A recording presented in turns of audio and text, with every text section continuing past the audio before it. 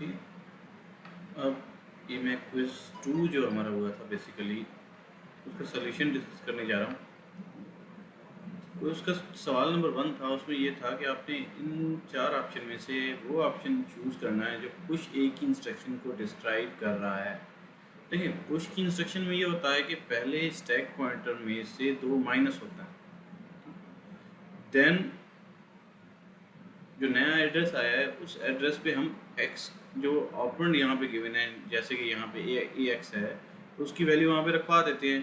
तो इसको करेक्टली जो रिप्रेजेंट कर रहा है वो बेसिकली ये है, पहले एसपी में 2 माइनस होगा, एसपी अपडेट होगा, फिर उस नए एड्रेस पे क्या होता है कि जो कि लास्ट चीज़ हमने पुश करवाई है इसके अकॉर्डिंगली ए एक्स है, ये एसपी अब उसे रिप्रेजेंट कर रहा है और वहाँ पे हमने ए एक्स रखवा देना है। तो जो करेक्ट आंसर है वो बेसिकली ये क्वेश्चन नंबर 1 का, ठीक है, एक करेक्ट आंसर। देन आते हैं क्वेश्चन नंबर 2 पे। क्वेश्चन नंबर 2 में बेसिकली ये है कि आपने चूज करना है वो ऑप्शन जो पॉप ए की इंस्ट्रक्शन को डिस्क्राइब कर रहा हो करेक्टली। तो पॉप के केस में ये होता है कि जो स्टैक में सबसे ऊपर चीज़ पड़ी हुई है पहले हम इस ऑपरेंड में रखवाएंगे जो कि ए एक्स, ठीक है। तो मीन्स के एस पी के अंदर एड्रेस होता है स्टैक के टॉप का, ठीक है। तो उसको हम डी रेफरेंस करेंगे, उसमें जो वैल्यू पड़ी है वो हम ए एक्स में रखवा देंगे। अब वैल्यू हमने गेट कर ली, अब एस पी को अपडेट करेंगे तो क्या होगा कि पॉप के केस में बेसिकली होता है कि एसपी में 2 ऐड हो जाता है और एसपी अपडेट हो जाता है। तो जो करेक्ट आंसर होगा बेसिकली इस केस में ये एक करेक्ट आंसर है, ठीक। अब आते हैं क्वेश्चन नंबर 3 पे। क्वेश्चन नंबर 3 में बेसिकली ये था कि यहाँ पे आप लोगों ने बताना था कि लूप की इंस्ट्रक्शन कितनी बार चलेगी। इनिशियली हमें पता है कि लूप की इंस्ट्रक्शन क्या करती है, सी एक्स में डिक्रीमेंट करती है, पहले वो डिक्रीमेंट करती है सी एक्स में, देन कंपेयर 0 के साथ करती है। तो यहाँ पे सी एक्स में पहले से ही 0 है, तो फर्स्ट टाइम जब एग्जीक्यूट होगी तो सी एक्स की वैल्यू को इसने कर देना है टेट्रा एफ। 0 में से हम 1 माइनस करेंगे तो -1, माइनस जो 1 है वो बाइनरी में अगर टूज कॉम्प्लीमेंट के थ्रू हम 16 बिट टूज कॉम्प्लीमेंट के थ्रू रिप्रेजेंट करेंगे तो वो बनता है टेट्रा एफ। तो नेक्स्ट टाइम दोबारा ये इस बार रिपीट होगा। अब सी एक्स में टेट्रा एफ आ गया, 0 के बराबर नहीं है, ठीक है। तो यकीनन दोबारा रिपीट करेगा, लेवल 1 पे आ जाएगा, ठीक है। यहाँ पे अब ये दोबारा लूप की इंस्ट्रक्शन चलेगी, इसने सी एक्स में डिक्रीमेंट करना है। अब नेक्स्ट टाइम लूप की इंस्ट्रक्शन टेट्रा एफ टाइम चलेगी और पहले एक बार चल चुकी है, तो टेट्रा एफ में अगर मैं 1 ऐड कर दूँ तो आंसर बन जाएगा 1 टेट्रा 0। तो एक्चुअल आंसर ये है इसका, तो करेक्ट आंसर है बेसिकली तो ये 1 टेट्रा 0। देन आते हैं क्वेश्चन नंबर 4 पे। क्वेश्चन नंबर 4 में ये है कि यहाँ पे एक्स में वैल्यू क्या होगी। तो ये अगर मैं एक्स में इनिशियली 10 वैल्यू मैंने पुश करवा दिया तो स्टैक में 10 चला गया।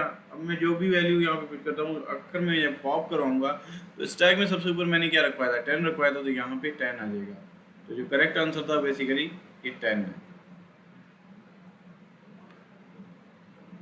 अब आते हैं क्वेश्चन नंबर 5 पे। अब कॉल की इंस्ट्रक्शन को इनमें से वो ऑप्शन आपने चूज करना है जो डिस्क्राइब करेक्टली कर रहा है, ठीक है।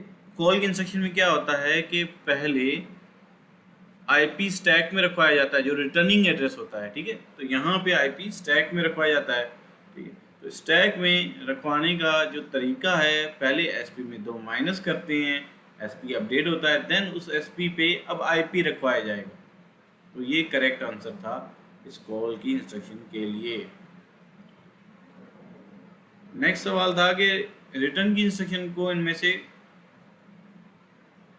कौन सा ऑप्शन करेक्टली डिस्क्राइब कर रहा है। तो रिटर्न की इंस्ट्रक्शन में बेसिकली होता है स्टैक में जो सबसे ऊपर चीज़ पड़ी हुई है वो हमारा रिटर्निंग एड्रेस उसे कंसीडर करती है, वो कहाँ पे रखवाएगी, वो आईपी में लोड होगा। तो पहला काम जो एसपी में जो भी चीज़ पड़ी है जिसे रिप्रेजेंट कर रहा है वो डी रेफरेंस होगा और वो आईपी में आ जाएगी, ठीक है।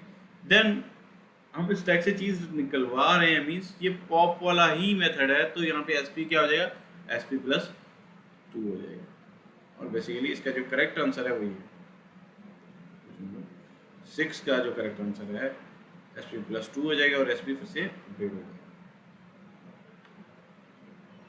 Second number correct answer. What does mean by return 4? अब रिटर्न 4 को कौन करेक्ट, रिटर्न 4 में रिटर्न की तरह ही है, मगर इस केस में 4 रिटर्न होने के बाद इसने 4 बाइट और स्टैक से उड़ा देनी है। तो मीन्स के पहले -2 हो रहा था, +2 हो रहा था, अब क्या होगा कि +6 होगा। तो ये करेक्टली डिस्क्राइब कर रहा है ये वाला ऑप्शन +6। ठीक है, देन आते हैं क्वेश्चन नंबर 8 पे। क्वेश्चन नंबर 8 में बेसिकली ये है कि आपने बताना है कि क्या ये वाली इंस्ट्रक्शन एग्जीक्यूट होगी या नहीं। अब AX में जो वैल्यू पड़ी हुई है 80000 है, BX में 9000 है। ठीक है, यहाँ पे जंप बिलो यूज़ कर रहे हैं, तो जंप बिलो बेसिकली ये है कि ये अनसाइंड जंप है। ठीक है, तो मीन्स कि AX की वैल्यू क्या होगी कि वो लेस देन है BX से। ठीक है, एक वो तो लेस देन है, तो ये बिलो ट्रू हो जाएगा, तो इट मीन्स कि ये वाली इंस्ट्रक्शन एग्जीक्यूट नहीं होनी। तो इसका जो आंसर है वो क्या है, वो नो है। तो ये आपके क्विज 2 का सॉल्यूशन है। ठीक है।